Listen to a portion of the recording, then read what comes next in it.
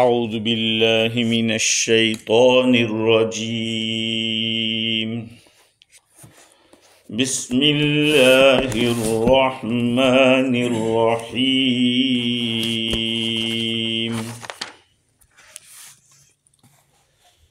یا معشر الجن والانس ان استطعتم ان تنفذوا من اقطار السماوات والارض فانفذوا لا تنفذون الا بسلطان فبأي آلاء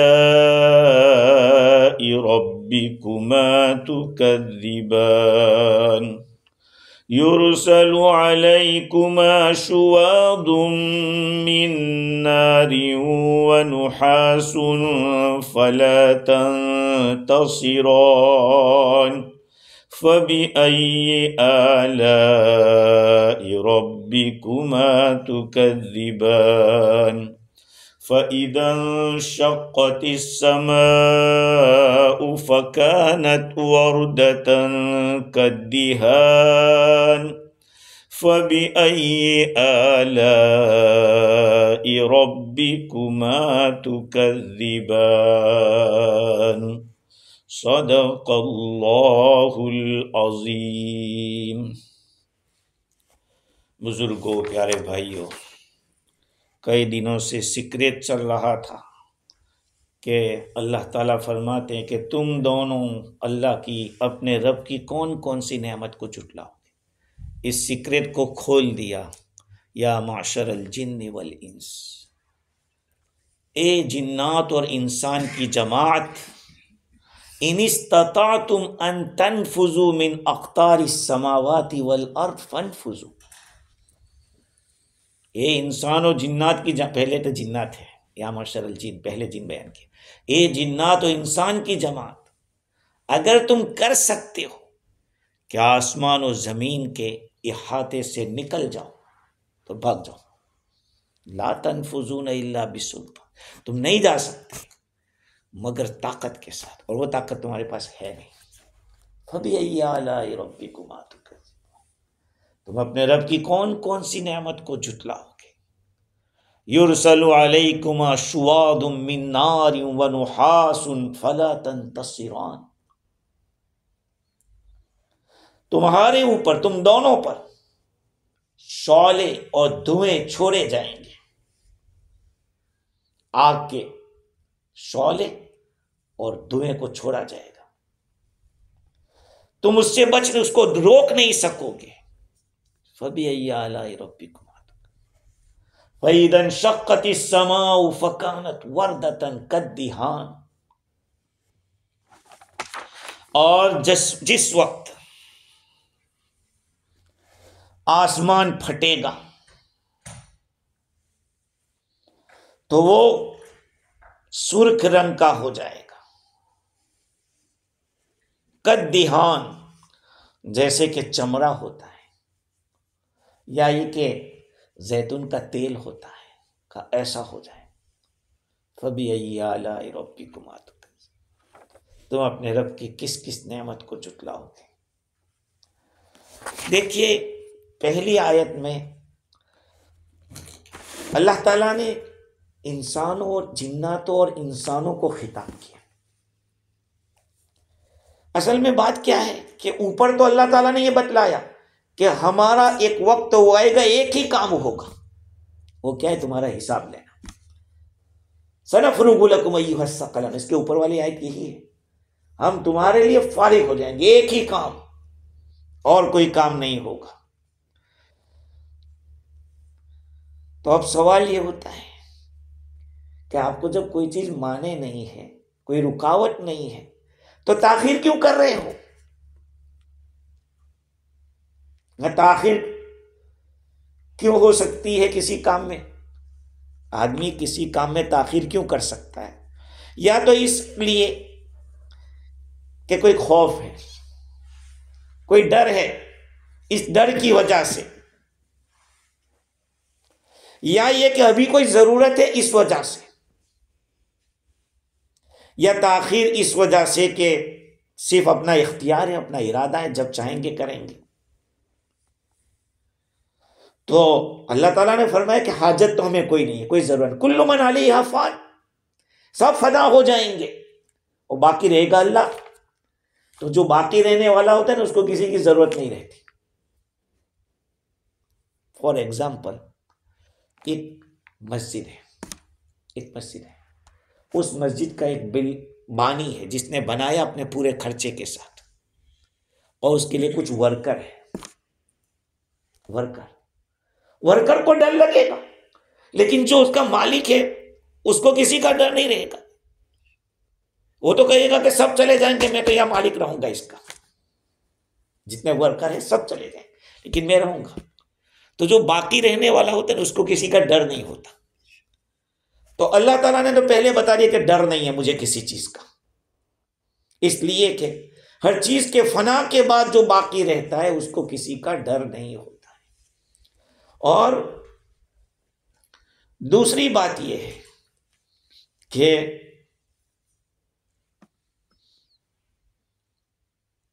یہ لوگ سارے جنات اور انسان زمین اور آسمان سے نکل نہیں سکتے، کیونکہ جہاں کہیں جائیں گے وہاں اللہ کی بادشاہت رہے گی، جہاں کہیں جائیں گے اللہ وہاں ملے گا۔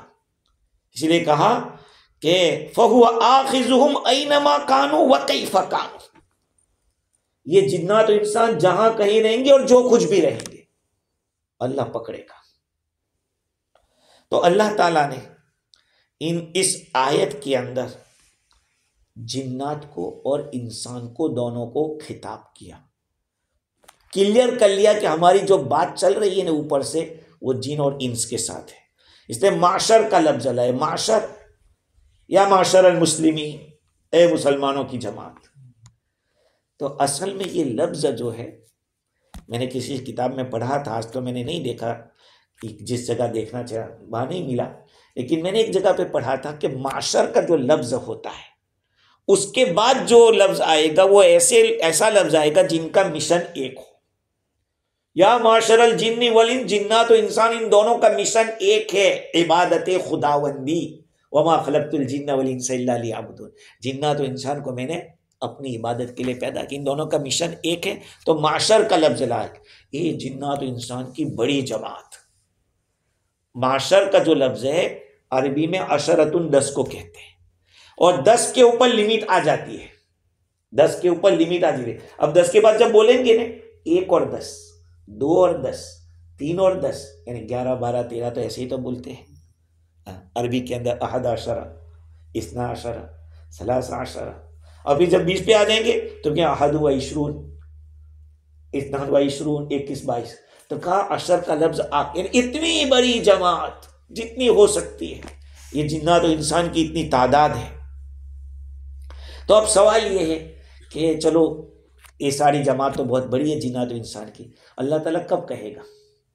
دنیا میں کہے گا یا آخرت میں کہے گا؟ ظاہر تو یہ لگ رہا ہے کہ اللہ تعالیٰ آخرت میں کہے گا۔ مطلب یہ ہے کہ اے جنات و انسان، تم میرے عذاب سے بھاگنا چاہتے ہو، جاؤ بھاگ جاؤ۔ کہاں جاؤ گے؟ کہاں جاؤ گے؟ جہاں کہیں جاؤ گے فرشتوں کو پاؤ گے، گھیر کے رکھا ہوگا، فرشتوں کی 7 صفیں ہوگی۔ مولانا مکی کی کتاب میں نے دیکھی تو اس میں انہوں نے بتلایا، میں نے کوئی روایت نہیں پڑھی لیکن انہوں نے لکھا ہے، اس لیے میں بتا رہا ہوں کہ جب آسمان پھٹے گا تو اوپر والے فرشتے سب نیچے آ جائیں گے، پہلا پھٹے گا، دوسرا پھٹے گا، تیسرا پھٹے گا، 7 آسمان پھٹیں گے۔ تو ہر فرشتے، ہر آسمان والے کی ایک جیسے صف ہوگی۔ انسان کے اوپر جب آئے گی اللہ کی طرف سے پکڑ، وہ ادھر ادھر بھاگے گا، لیکن بھاگ کر جائے گا کہاں؟ یہاں پہ ایک بات یاد رکھیں، کچھ لوگ عقل کے اندھے ہیں، تھوڑا کچھ سائنس یا ٹیکنالوجی پڑھ لیتے تو یہ سمجھتے ہیں کہ ہم سب کچھ، کہا کہ دیکھو آج کل تو چاند کے اوپر جا کے ہو گئے لوگ، یہاں سے بھاگ کے وہاں بھاگ جائیں گے۔ ارے وہاں بھی جاؤ گے تو وہ تو آسمان کے نیچے ہے، چاند بھی ہوگا یا کہیں بھی جاؤ گے یہ تو آسمان کے نیچے جا ہی نہیں سکتے۔ اس لیے فضائی سفر جو ہو رہا ہے، الگ الگ سیاروں ستاروں کے اوپر لوگ مکان بنانے کی کوششیں کر رہے ہیں اور بھاگ نہیں سکیں گے، وہ سب خدا کی ملکیت میں ہے، اس لیے اس آیت کے خلاف نہیں ہے، سیدھی بات ہے۔ تو یہ مطلب کہ 7 صفیں ہوگی، آسمان اور زمین کے نیچے یہ لوگ ایسے گھیر کے رہیں گے، کوئی بھاگنا چاہے گا تو نہیں بھاگ سکے۔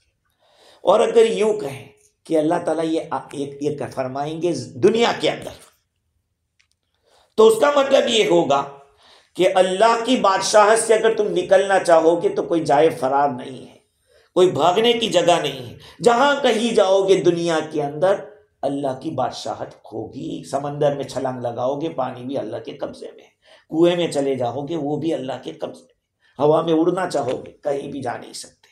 اینما تولیتم فیہ فثم ملک اللہ وَأَيْنَمَا تَكُونُوا آتَاكُمُ الْحُکْمُ، جہاں کہیں رہو گے اللہ کا حکم آئے گا۔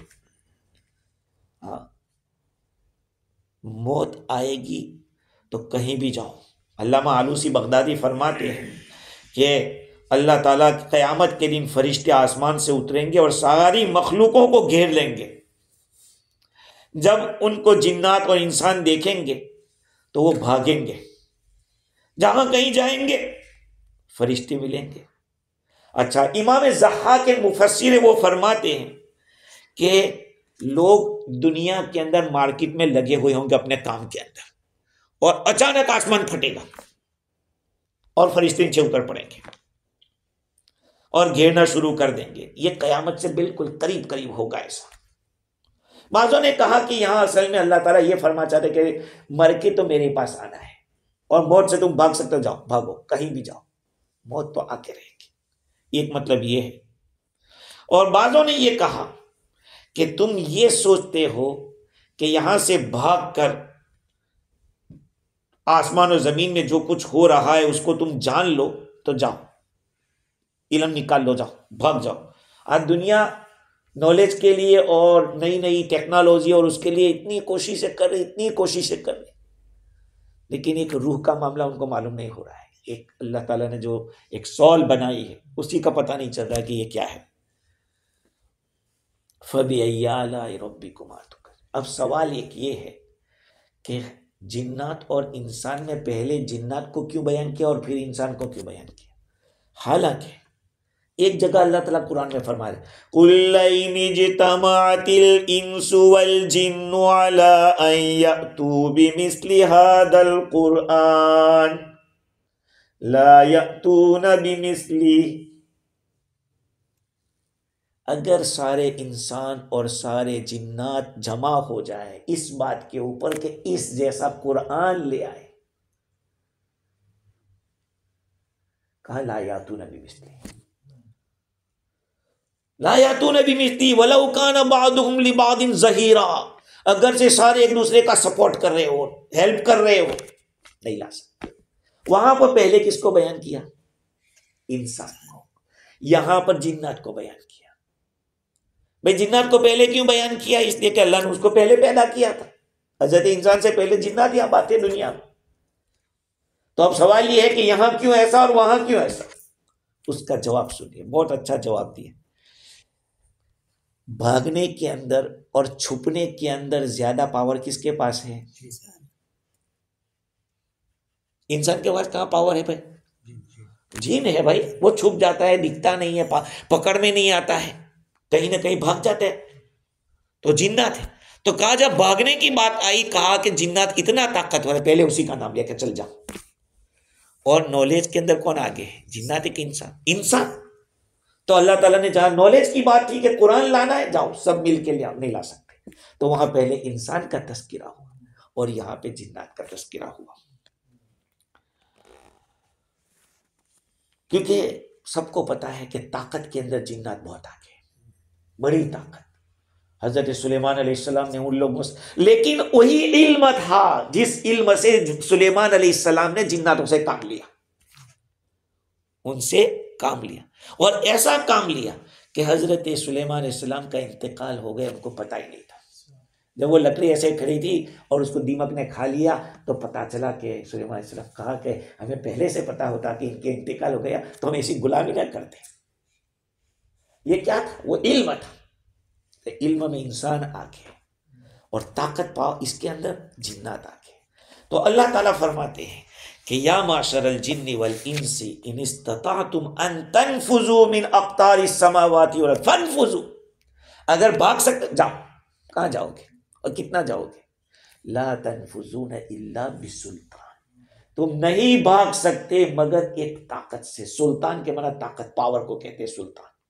ایسے دلیل کو بھی سلطان کہتے ہیں. دلیل، جس کے پاس دلیل ہوتی ہے وہ پاور میں ہوتا ہے، جس کے پاس دلیل نہیں ہوتی وہ کمزور ہوتا ہے. تو لا تنفذون الا بسلطان کا کیا مطلب ہے؟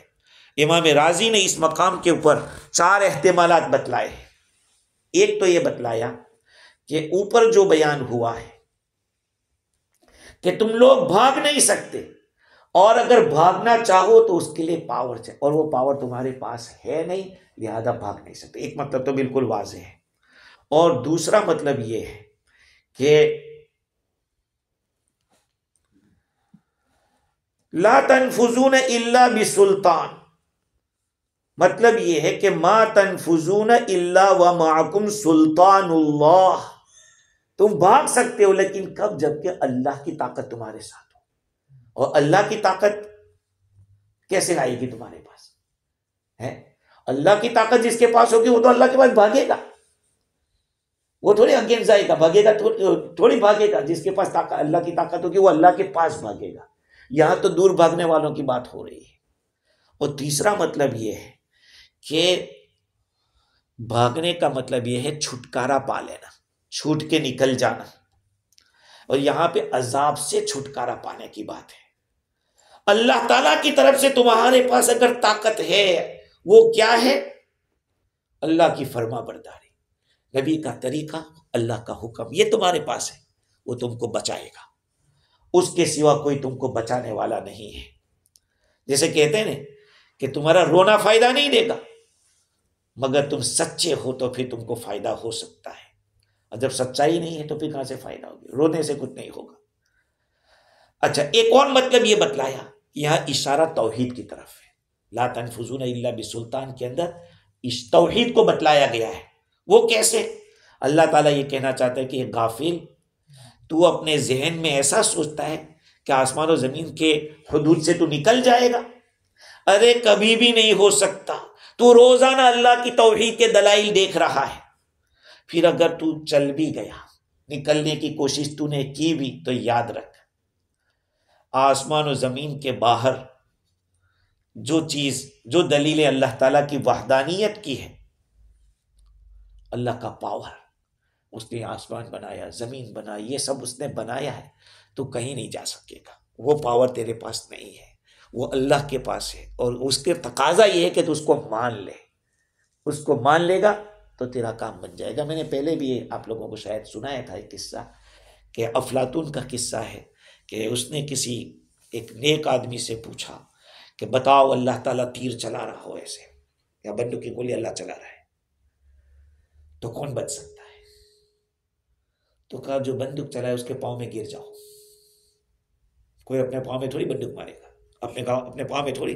کہا اسی کے پاؤں میں پڑ جاؤ تو بچ جاؤ گے. لا تنفذون الا بسلطان فبأي آلاء ربكما تكذبان. یہاں پر فبأي آلاء کیوں لائے؟ کون سا احسان ہے یہاں پہ؟ کہا کہ احسان یہ ہے کہ اللہ نے ہمیں باخبر کر دیا. اللہ تعالیٰ نے ہمیں بتلا دیا کہ ایسا ہونے والا ہے، کوئی بھاگ نہیں پائے گا.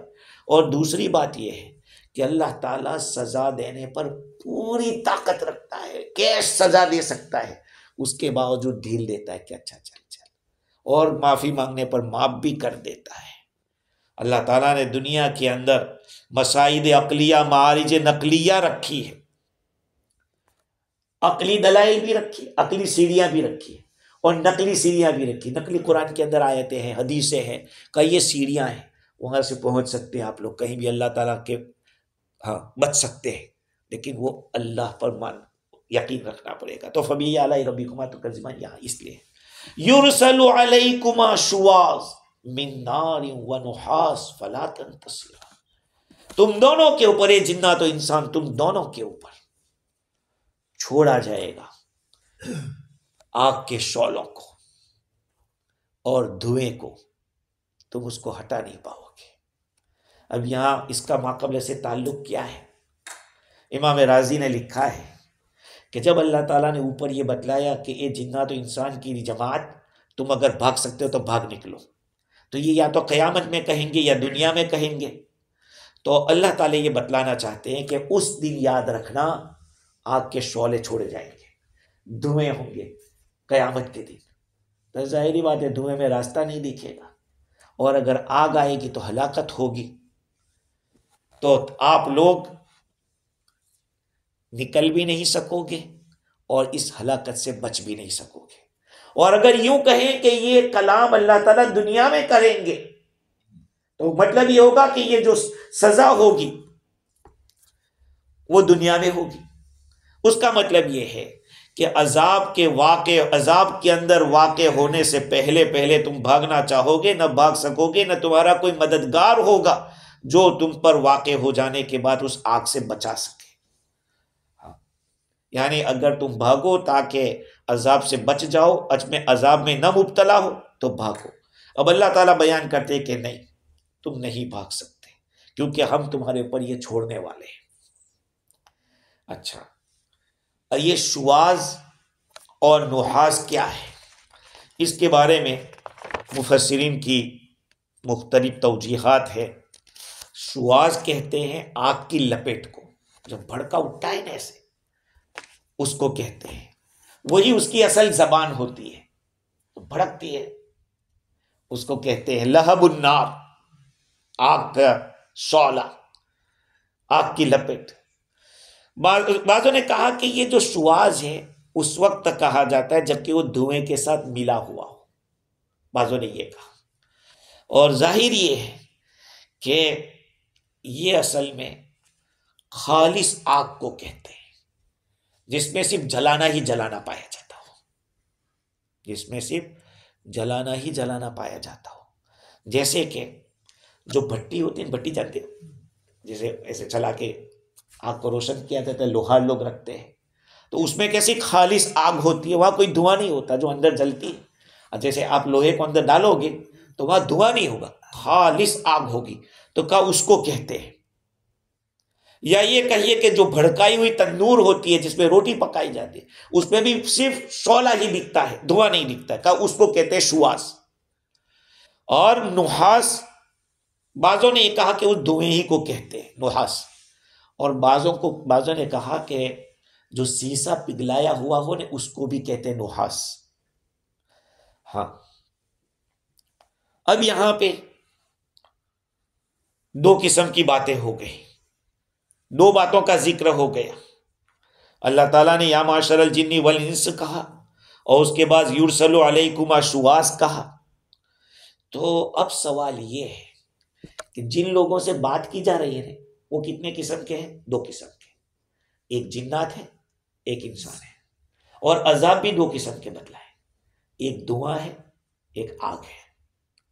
سمجھنا، امام رازی نے یہ بات لکھی ہے کہ جو نحاس ہے، دھواں کہو یا یہ کہ پگھلایا ہوا سیسا ہے، یہ جنات کے لیے بھاری ہے، اس لیے کہ جنات بنا ہے آگ سے، اور یہ دھواں ہے تو اس کی جنس نہیں ہے، وہ الگ جنس کی ہے، الگ چیز ہے. اور ادھر انسان وہ ثقیل ہے، انسان ہوشیار اور سب چیزوں میں، لیکن آگ ہلکی ہے. والنار خفیفۃ، جنات ہلکے ہیں، ادھر ادھر بھاگتے ہیں، اور ان کے لیے نحاس ہے وہ بھاری ہے. مطلب یہ ہے کہ دونوں کو سزا ایک طرف ایک دوسرے کی ملے گی.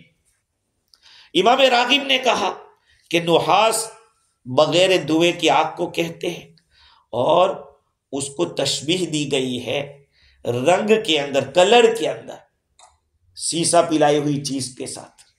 خیر ایک لمبی بات ہے، اس پہ بہت گہری بات ہو جائے گی۔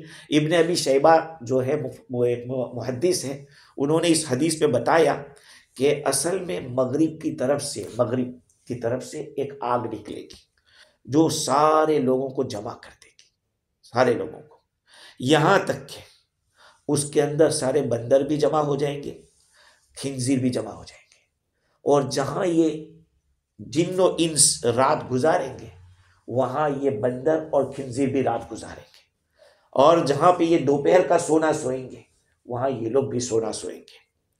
حضرت تھانوی رحمت اللہ علیہ فرماتے ہیں کہ یہ شعلہ اور دھواں غالباً وہ ہے جس کا ذکر قرآن میں ایک جگہ پر آیا، سورہ مرسلات میں۔ اللہ تعالیٰ فرماتے ہیں انطلقوا الى ظل ذی ثلاث شعب لا ذلیل ولا یغنی من اللہب انہا ترمی بشرر کالقصر۔ اللہ تعالیٰ فرماتے ہیں کہ اس وقت تک کہا جائے گا کہ جاؤ ایسے سائے کی طرف جس کی 3 شاخیں ہیں، لا ذلیل سایہ نہیں ہوگا، ولا یغنی من اللہب اور ایسا بھی نہیں ہوگا کہ جہاں پر آگ سے آدمی کو بے نیاز کر سکے۔ انہا ترمی بشرر، وہ شرارے برسائے گا آگ کے۔ تو جو ذل ہے وہ دھواں ہے، اور شرار ہے شرار، ترمی بشرر کہا کہ وہ شواظ ہے۔ آگے اللہ تعالیٰ فرماتے ہیں کہ فلا تنتصران، تم کسی بھی طرح سے سب مل کے یا یہ کہ پانی ڈال کے اس کو بجھانے کی کوشش کرو، ایک دوسرے کو، ان میں سے ایک دوسرے کے لیے کوئی کام نہیں آئے گا، کوئی دوسرے سے دفاع نہیں کر سکے گا۔ اگرچہ کفار دنیا میں یوں کہتے ہیں نحن جمیع منتصر، ہم سب مل کے یہ کریں گے، دفاع کریں گے۔ ارے ایک فرشتے کا مقابلہ نہیں کر سکتے۔ ایک فرشتہ اللہ تعالیٰ کی جو طاقت رکھتا ہے پوری بستی کو اٹھا کے گرا دے۔ جس وقت روح نکلتے ہیں تب پتہ چل جاتا ہے کہ کیا ہو رہا ہے۔ آگے اللہ تعالیٰ فرماتا ہے فَبِأَيِّ آلَاءِ رَبِّكُمَا تُكَذِّبَانِ، تم اپنے رب کی کس نعمت سے کو جھٹلاؤ گے۔ یہاں بھی اللہ تعالیٰ نے یہ باخبر کر دیا ہے، اس کی مہربانی ہے، اور یہ بھی بتلا دیا کہ مطیع فرما بردار اور نافرمان، ان دونوں میں اس وقت علیحدگی ہو جائے گی۔ وَامْتَازُوا الْيَوْمَ أَيُّهَا الْمُجْرِمُونَ، اے مجرموں آج الگ ہو جاؤ۔ فرما بردار بھی الگ ہوں گے، نافرمان بھی الگ ہوں گے۔ اللہ تعالیٰ کفار سے انتقام لیں گے، اللہ کے دشمنوں سے اللہ تعالیٰ انتقام لیں گے۔ یہ دنیا کی چند روزہ زندگی میں یہ تھوڑی کہ بچ جائیں گے ہیں۔ اگر یہ سوچے کہ نیتن یاہو ہو یا مودی ہو یا جتنے بھی ہیں، اگر وہ کفر پر مریں گے تو کیا بچ جائیں گے؟ نہیں بچ سکتے۔ ہاں اللہ نے ہدایت دی ہو اگر کسی کو اور توبہ کی ہے تو وہ تو اللہ تعالیٰ تو توبہ قبول کرنے والا ہے۔ خیر تو آگے اللہ تعالیٰ فرماتے ہیں فَإِذَا انشَقَّتِ السَّمَاءُ فَكَانَتْ وَرْدَةً كَالدِّهَانِ، جس وقت آسمان پھٹے گا تو بالکل لال ہو جائے گا۔ ایسے وردہ الگ الگ معنی میں استعمال ہوتا ہے، لیکن یہاں پہ سرخی کے اندر اس کو استعمال کیا، لال ہو جائے گا۔ کالدِّہان، چمڑے کی طرح، اور بعضوں نے اس کا ترجمہ کیا ہے زیتون کے تیل کی طرح۔ اب اس کا تعلق ما قبل سے کیا ہے؟ تو امام رازی نے لکھا کہ جب اللہ تعالیٰ کی طرف سے جنات و انسانوں کے اوپر آگ کے شعلے برسائے جائیں گے، دھوئیں پھینکے جائیں گے، تو یوں سمجھو کہ اللہ تعالیٰ نے سب سے پہلے جو اوپر بتلایا تھا کل من علیہا فان، اس میں زمین والوں کو ڈرایا، اور یہاں فَإِذَا انشَقَّتِ السَّمَاءُ فَكَانَتْ وَرْدَةً، اس میں آسمان والوں کو ڈرایا ہے پہلے، کیونکہ آسمان پھٹے گا، تو آسمان پھٹے گا تو جو رہنے والے آسمان کے وہ کہاں جائیں گے؟ آج کل جیسے بلڈوزر چل رہے ہیں انڈیا کے اندر ظلم کے طور پر، تو پھر گھر جاتا ہے، برباد ہوتا ہے، تو مکان کے ساتھ مکین بھی برباد ہو جاتے ہیں، اس کا سامان بھی برباد ہو جاتا ہے۔ تو جب آسمان پھٹے گا تو اللہ تعالیٰ نے اس آیت میں ان لوگوں کا تذکرہ کیا، پہلے زمین کے رہنے والوں کا بتایا اور اب آسمان کے رہنے والوں کا، کہ وہ بھی ویران کر دیا جائے گا۔ جب زمین پر رہنے والے فنا ہوں گے پھر آسمان پہ والے ختم ہوں گے۔ فَإِذَا انشَقَّتِ السَّمَاءُ، قیامت کے دن جب آسمان پھٹے گا۔ اچھا، قرآن تو کہہ رہا ہے پھٹے گا، لیکن سائنٹسٹ کہتے کہ نہیں، افلاک کے اندر خلق و التیام نہیں ہوتا، ایسا کہتے ہیں، آسمان میں پھٹن نہیں ہوگی۔ اب وہ دیکھنے کے لیے گئے تھے، وہ اگر بادلوں کو آسمان دیکھتے ہو تو بات الگ ہے، باقی یہاں سے لے کر پہلے آسمان کی جو مسافت ہے وہ کتنے سال کی ہے؟ 500 سال کی مسافت ہے۔ ایک آسمان سے لے کر دوسرے آسمان کے بیچ کی جو مسافت ہے وہ 500 سال کی ہے، تو کون وہاں پہنچا؟ کچھ سال کے لیے وہ گئی تھی تو طبیعت خلاص ہو گئی، وہاں کی آب و ہوا ایسی ہے، یہ تو آسمان کا مسئلہ ہے۔ تو جو لوگ یوں کہتے ہیں کہ خرق و التیام نہیں ہے، آسمان پھٹے گا نہیں، قرآن کہہ رہا ہے کہ پھٹے گا۔ اذا انشقت السماء فکانت وردۃ کالدہن، اور کالدہن کیا مطلب اس کا؟ اچھا، پہلی بات تو ہے کہ وردہ کے معنی لال، لال کا کیا مطلب؟ تو قتادہ اور زجاج فرماتے ہیں کہ اس کے اندر روشنی کا معنی ہے، کہ وہ بالکل چمکدار ہو جائے گا۔ اور ابن عباس رضی اللہ تعالیٰ عنہ اور ابو صالح فرماتے ہیں کہ جو لال گھوڑے کا جو کلر ہوتا ہے، لال گھوڑے کا کلر کا ایسا کلر آسمان کا ہو جائے گا۔ اس میں اشارہ اس بات کی طرف ہے کہ مولانا تھانوی رحمۃ اللہ علیہ فرماتے ہیں کہ یہ رنگ اس لیے کہ غضب کی نشانی ہے، ناراضگی کی نشانی۔ جب آدمی غصے ہوتا ہے نا تو لال ہو جاتا ہے، تو اللہ کی ناراضگی کا اثر آسمان کے اوپر ہوگا کہ آسمان بھی سرخ ہو جائے گا۔ کالدہن۔ اچھا، ابن عباس رضی اللہ تعالیٰ فرماتے ہیں کہ وہ لال ہوگا، لال گھوڑے کی طرح۔ اور فرا یہ کہتے ہیں کہ اصل میں جو لال گھوڑا لال ہوتا ہے نا، اس کا کلر بدلتا رہتا ہے، یعنی جب ربی فصل ربی ہوگی، فصل ربی بہار، فصل بہار جب ہوتی ہے تو اس وقت ان کا کلر تھوڑا پیلے کی طرح دکھتا ہے، اور جب ٹھنڈی کا موسم ہوتا ہے تو بالکل لال دکھتا ہے، اور جب بہت زیادہ ٹھنڈی ہو تو مٹیالہ کلر دکھتا ہے اس کا۔ تو آسمان کا کلر بھی اسی طرح سے جیسے گھوڑے کا بدلتا رہتا ہے، آسمان کا بھی کلر بدلے گا، جیسے جیسے حالات ہوں گے اللہ تعالیٰ اس طرح سے دکھائے گا۔ کالدہن، کس کی طرح؟ کا سرخ چمڑے کی طرح۔ مولانا تھانوی رحمۃ اللہ علیہ فرماتے ہیں کہ قرآن مجید کے اندر اللہ تعالیٰ نے وقال الذين لا يرجون لقاءنا لولا انزل علينا الملائكة ونرى ربنا لقد استكبروا في انفسهم وعتوا عتوا كبيرا، اس کے آگے فرمایا یوم تشقق السماء بالغمام ونزل الملائكة تنزیلا، یہ بدلی کے ذریعے آسمان کو پھاڑا جائے گا، آسمان پھٹے گا، اور پھر فرشتے گول کے گول ٹیم کی ٹیم نیچے اتر جائے گی۔ کہا اس آیت کے اندر اللہ تعالیٰ نے اشارہ کیا ہے۔ تو کالدہن کا ترجمہ سرخ چمڑا، لیکن بعد جیسے علامہ حکی نے اور بہت سے لوگوں نے اس کو زیتون کا تیل بھی کہا ہے، کہ جیسے زیتون کا تیل کا کلر ہوتا ہے، کہا ایسا کلر ہو جائے گا۔ تو ایسا کیوں؟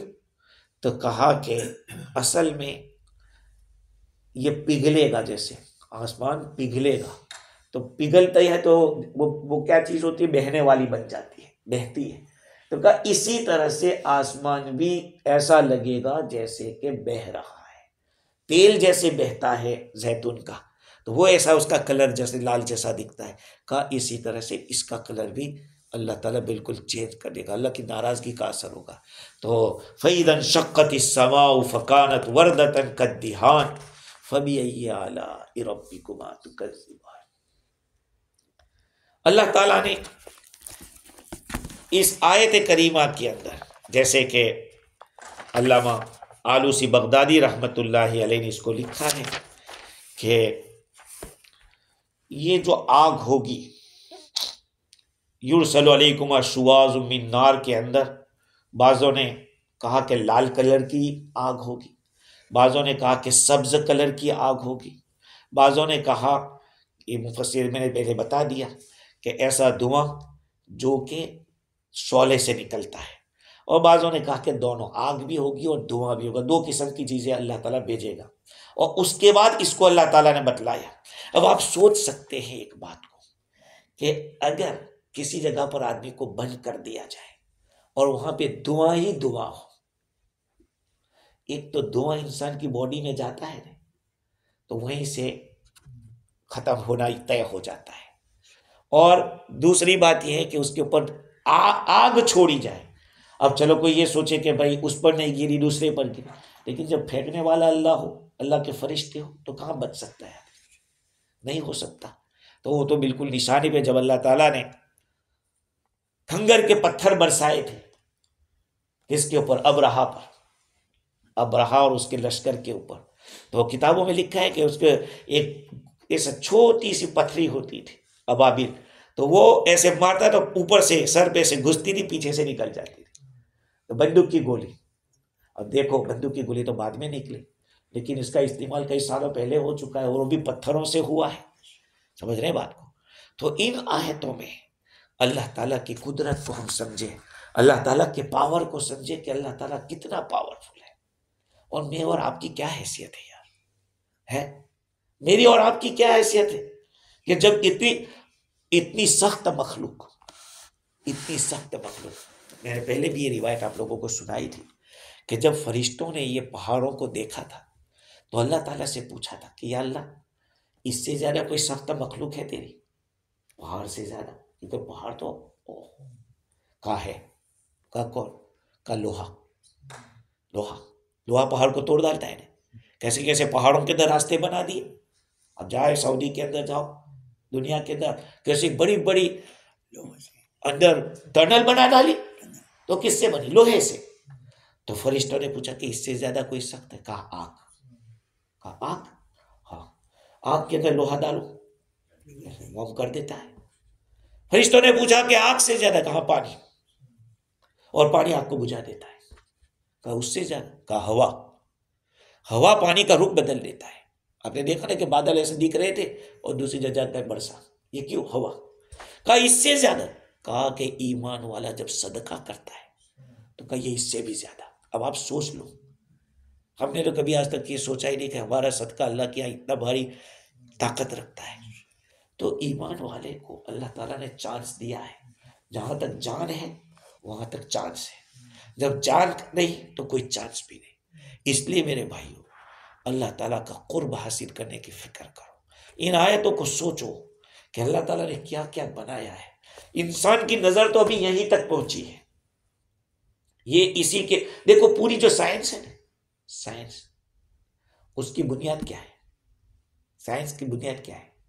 آگ، پانی، مٹی، ہوا، اس کے سوا کچھ اور ہو تو بتا۔ مکان بنائیں گے زمین میں ہے، زمین میں، اور استعمال کریں گے لوہے کو۔ اب بجلی جو بنا رہے ہیں وہ بجلی بھی کیا ہے؟ ایک قسم کی آگ ہے، پانی سے بجلی بن رہی ہے۔ تو سائنس نے کچھ اس سے زیادہ نہیں، اور یہی روایت حضرت حکیم الاسلام قاری محمد طیب صاحب نور اللہ مرقدہ نے جب آپ کو ایک جگہ بیان کے لیے بلایا گیا اور آپ کو بتایا کہ سائنس پہ بیان کیجیے، اسلام اور سائنس، انہوں نے اسی ایک حدیث کے اوپر بیان جو کہ کتاب بن گئی کہ یہی چار چیزوں کے اوپر کہ آگ کی خاصیت کیا ہے، مٹی کی کیا ہے، پانی کی کیا ہے۔